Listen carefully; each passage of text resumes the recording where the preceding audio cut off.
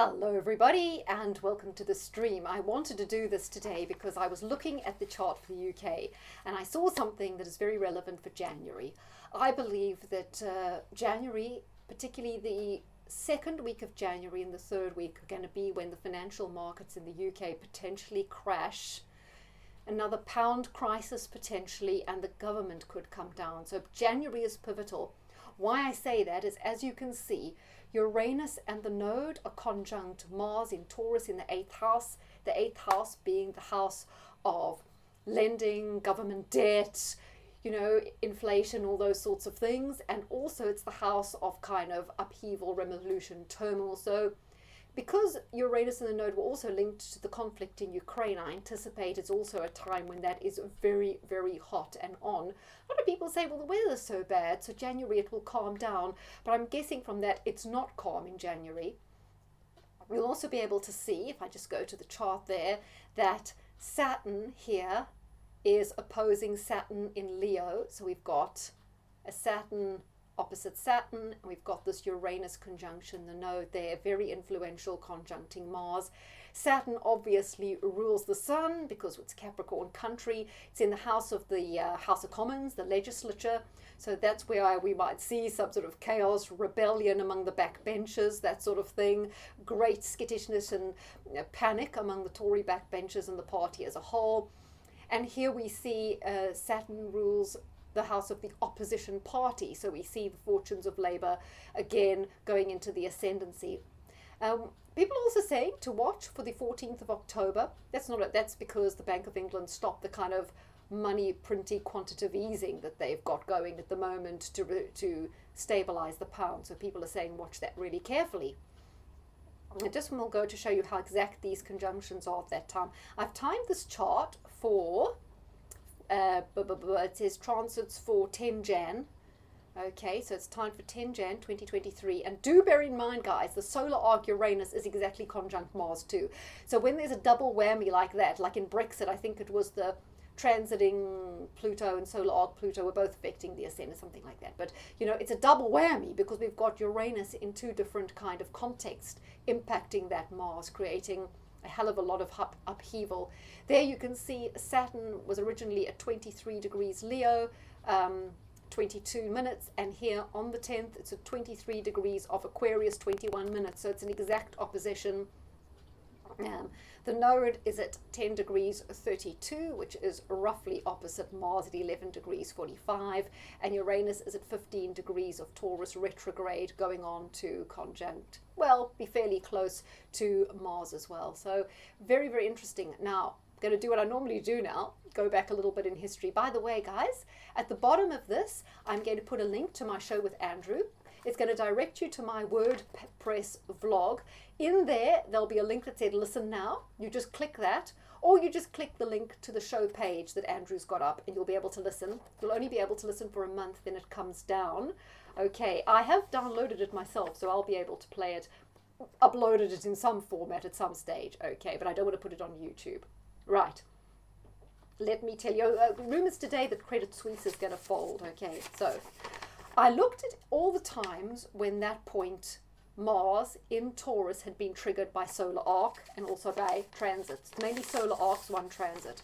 It was triggered in 1827, and in 1827, 1828, Lord Liverpool had to leave the office of Prime Minister due to illness. Bear that in mind. And George Canning, Prime Minister, who took over from Lord Liverpool, died after 119 days in office, making him the shortest serving Prime Minister. See the theme there? Sudden exits of Prime Ministers, shortest serving Prime Ministers. I think that'll be Liz Truss.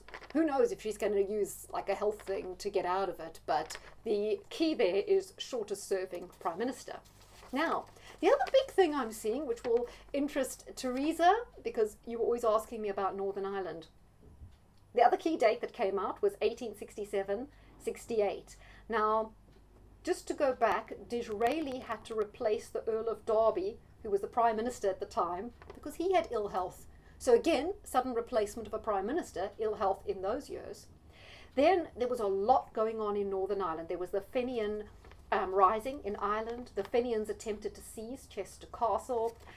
There was the Clerkenwell prison explosion and a prison revolt. Now that's interesting, because when I chatted to Andrew, and also in the broadcast I did on the UK the other day, there was a date corresponding to the Maze prison riot. So are we going to see a lot of unrest in prisons? Okay. There were also the Murphy riots against Irish people in the UK, and there was also a train disaster. And the Press Association was founded. Okay, that wasn't much good, was it? The thing that's interesting me here is this Northern Irish thing is coming up all the time in these dates. So I wonder if next year is going to be the year when something big happens with Northern Ireland that changes the course of history of the British Isles.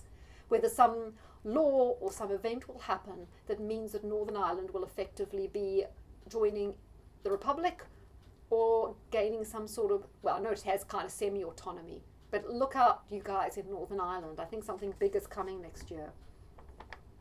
Then we go to also a general election in those years I mentioned. So that's the theme, that there's going to be a general election. Then we go to 1921, which was an exceptionally dry year. There was drought for 100 consecutive days and a very powerful heat wave. Now, I don't know if we've already had that, just because it was very hot and we had a big drought in 2022. So maybe that's an example of something that's kind of already been fulfilled, unless we're going to have another one. But anyway, I just thought I'd mention that. Another train collision in this year, and a submarine sank, which I'm interested because, you know, the eighth house is kind of submarine, underwater, that kind of thing. So could happen. And we know that there was a suspicious submarine activity near the recent explosion of a pipeline. So it could be something to do with a submarine being attacked, maybe. Unemployment was greater than 1 million at the start of the year, and by the end of the year, unemployment was greater than 2.2 million in 1921. So that was pretty significant unemployment. I think we'll see a repeat of that. Now, going back to Northern Ireland, it was the year of Bloody Sunday. It was the Irish War of Independence. It was the Northern Ireland was created. There were Irish elections, and there was the Anglo-Irish Treaty. So again, strong indications that in the year 2023 we're going to see a lot going on with Northern Ireland, the UK, negotiations with Ireland, etc. In 1921 there was also coal rationing. So I think we're going to have fuel rationing, right, or electricity rationing or something. 1938, that was the year when Chamberlain made a speech about Hitler's Anschluss, which was the annexation of Austria, and he said basically, oh, well, there was nothing we could have done about it, kind of thing. But again, preparations for war, places being annexed, ties into a lot of themes going on right now.